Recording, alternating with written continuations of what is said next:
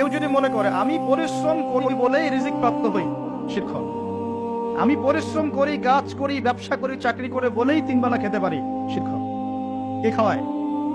কেউ যদি মনে করে যে আমি খুব রুটিন লাইফ লিড করি, ভালো মন্দ বেঁচে চলি, ভালো ভালো খাই, ব্যায়াম করি, এই কারণে আমি সুস্বাস্থ্যের অধিকারী, শিরক হবে। সুস্বাস্থ্য দিয়েছেন কে?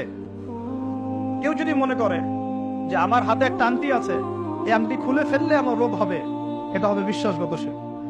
কেউ যদি মনে করে আংটিটা খুলে ফেললে আমার রোগ বেড়ে যাবে, অথবা আংটি খুলে ফেললে আমি মারা যাব, আমার কোনো ক্ষতি হবে, বিশ্বাসগত শিরক। কেউ যদি মনে করে ভালোগুলো সব আল্লাহর পক্ষ থেকে আসে আর খারাপগুলো শয়তানের পক্ষ থেকে আসে, এটাও শিরক। কারণ ভালো মন্দ দুটোই কার পক্ষ থেকে আসে? আল্লাহর পক্ষ থেকে। চুল আঁচড়াচ্ছেন, চিরুনিটা হাত থেকে পড়ে গেল। কেউ যদি মনে করে এখন মেহমান আসবে বাসায়, এটা হবে একটা শিরকি আকীদা। বাসা থেকে বের হয়েছেন, হঠাৎ করে হোঁচট খেলেন, এই কাপড়টা আটকে গেল, আপনি মনে করছেন হয়তো বাইরে গেলে কোনো অমঙ্গল অকল্যাণ হতে পারে, বিশ্বাস করলেই শিরক। কেউ যদি মনে করে যে রাস্তার পাশে লোক বসে আছে টিয়া পাখি নিয়ে, ও আমার ভাগ্য বলতে পারে, বিশ্বাস করলে শিরক। কেউ যদি পত্রিকা খুলে দেখে রাশি ফলে লেখা আছে তুমি সিংহ রাশি, তোমার আজকের দিনটা এমন যাবে, বিশ্বাস করলে শিরক। কেউ যদি হাত দেখায় জ্যোতিষীকে, দেখিয়ে বলে যে আমার ভবিষ্যৎ বলে দেন, আমার কয়টা বিয়ে হবে, কয়টা বাচ্চা হবে, কেউ যদি বিশ্বাস করে, তাহলে শিরক। এরকম অসংখ্য শিরক হতে পারে, আমি বলে শেষ করতে পারবো না, যেগুলো মানুষের চিন্তার সাথে সম্পৃক্ত। কিসের সাথে সম্পৃক্ত? এই চিন্তার সাথে যে শিরকগুলো সম্পৃক্ত, এগুলোকে আমরা বলি আশিরকু ফিল আকীদা বা বিশ্বাসগত শিরক। আমি কি বুঝাতে পারছি? আমি সহজ করে দিয়েছি। 2 নাম্বার হচ্ছে আশিরকু ফিল আমাল, কাজের মধ্যে শিরক। যেমন আল্লাহ বলেছেন আল্লাহর জন্য নামাজ পড়তে। যদি আমি বা আপনি অন্য কাউকে দেখানোর জন্য নামাজ পড়ি, কি হবে?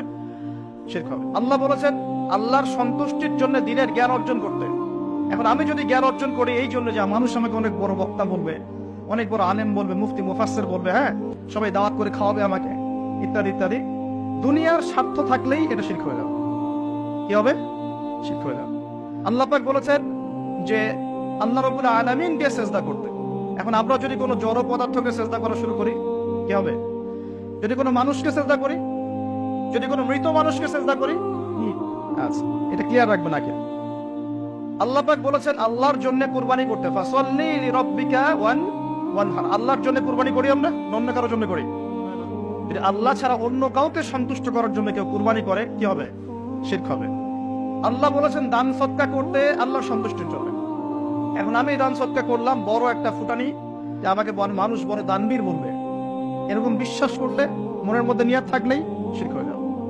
হজ করতে বলেছেন আল্লাহ পাক আল্লাহকে সন্তুষ্ট করার জন্য।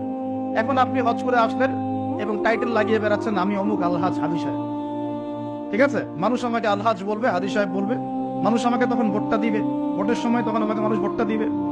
ওই স্বার্থ যদি থাকে, শিরক হয়ে যাবে। আমি বুঝাতে পারছি না মনে হয়। ইবাদত বন্দেগীর ক্ষেত্রে যদি আল্লাহর সন্তুষ্টি ছাড়া অন্য কারো সন্তুষ্টি উদ্দেশ্য থাকে, শিরক হয়ে যাবে। বুঝতে পারছি কি? আচ্ছা, যেমন নজর মানত করতে হয় কার জন্য? আল্লাহর জন্য। আপনি যদি অন্য কাউকে সন্তুষ্ট করার জন্য নজর মানত করেন, কি হবে? শিরক হবে। আল্লাহ রাব্বুল আলামিন তার কাছে দোয়া করতে বলেছেন। এখন আপনি যদি অন্য কারোর কাছে দোয়া করা শুরু করেন, চাওয়া শুরু করেন, কি হবে? আল্লাহ পাক আল্লাহর জন্য কুরবানি করতে বলেছেন। কিছু মানুষ জিনদের জন্য কুরবানি করে এখনো সমাজে, জিনকে বশ করার জন্য, তাবে করার জন্য, এবং জিন কেন্দ্রিক জাদুবিদ্যার চর্চা করার জন্য মানুষ জিনদের সামনে কুরবানি করে এখন। পার্বত্য অঞ্চলগুলো পড়লে আপনারা দেখতে পাবেন। এবং মানুষ জাদুবিদ্যার চর্চাও করে। কেউ যদি কুফরি, তন্ত্র মন্ত্র, এইসব জাদুবিদ্যার চর্চা করে, শিরক হয়ে যাবে। এরকম প্রচুর কাজ আছে যেগুলো আমলগত শিরক, কাজগত শিরক। একটা গেল চিন্তাগত শিরক, একটা গেল কি কাজগত, আমলগত শিরক। আরেকটা হতে পারে কথায়, লিসান বা জবানে, আন কাউল ফিল কাউল, কথা, জবান, এগুলোর মধ্যে শিরক হতে পারে। যেমন এই যে যদি আপনাকে জিজ্ঞাসা করি ভাই কেমন আছেন, তো বলবো যে আপনার দোয়ায় ভালো আছে, আপনার দোয়ায় ভালো আছে। যদি বলতেই হয়, বলতে হবে আলহামদুলিল্লাহ, আপনার দোয়ায় ভালো, আলহামদুলিল্লাহ, আল্লাহর সন্তুষ্টি, আল্লাহর ইচ্ছা, অতঃপর আপনার দোয়ায় ভালো আছে। জিজ্ঞাসা করছি আপনার মা কেমন আছে, যদি কেউ বলে মা খুব অসুস্থ ছিল, ভাগ্যিস একজন ভালো ডাক্তার পেয়েছিলাম, না হলে মাকে বাঁচানো যেত না, কথা বলার সাথে সাথেই শিরক হয়ে গেছে। বুঝতে পারছেন না মনে হয়? কেউ যদি বলে যে আগামীকাল বৃষ্টি হবে, আগামীকাল বৃষ্টি হবে, এখনো কিন্তু বৃষ্টির কোনো আলামত দেখা যাচ্ছে না, এমনি বললো যে আগামীকাল বৃষ্টি হবেই, বলার সাথে সাথে কি হবে? যদি এভাবে বলে যে আকাশে মেঘ দেখা যাচ্ছে, ইনশাআল্লাহ আগামীকাল বৃষ্টি হতে পারে, তাহলে শিরক হবে না, তাহলে শিরক হবে না। আপনি কি করবেন? আমি আগামীকাল এই কাজটা করব, আমি আগামীকাল এই অমুক কাজটা করব, এই কথাটা বললে শিরকের গন্ধ থাকবে। যদি বলেন ইনশাআল্লাহ আমি আগামীকাল এই কাজ করব, তাহলে ঠিক আছে। এরকম অনেক। নাম কি? বলছে আমার নাম শাহিন শাহ। নাম কি? শাহিন শাহ, আমার রাজাদের রাজা, রাজাদের রাজা। কে রাজাদের রাজা? নামগত শিরক হয়ে গেছে। অনেক সময় আমরা নাম নিয়ে অনেক মশকরা করি না, বলি যে কি মফিজ, হ্যাঁ, তারপরে অনেক বিভিন্ন নাম বলে, খালেক, এই খালেক, এই মফিজ, এইভাবে নাম ধরে টাকা যাবে।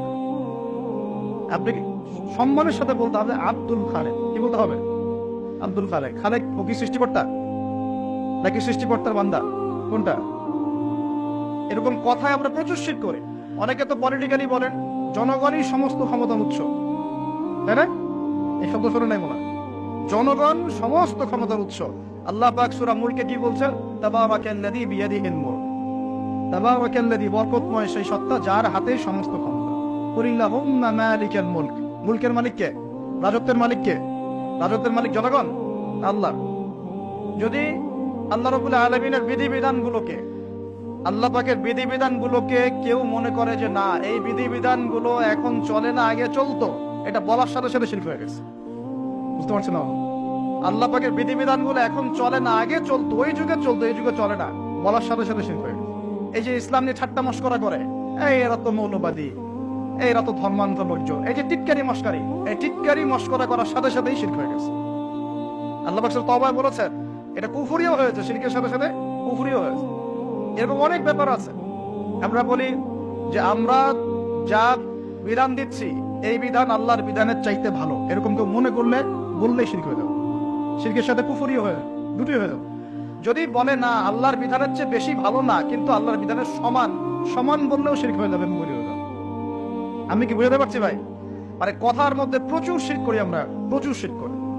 সবচেয়ে মারাত্মক এই হচ্ছে শিরকের পাপ। কারো আমল নামায় যদি শিরকের পাপ না থেকে অন্য যে কোনো পাপ থাকে, আল্লাহ তার নবীকে ওয়াদা করেছেন সেই পাপ মাফ করে দেবে ইনশাআল্লাহ।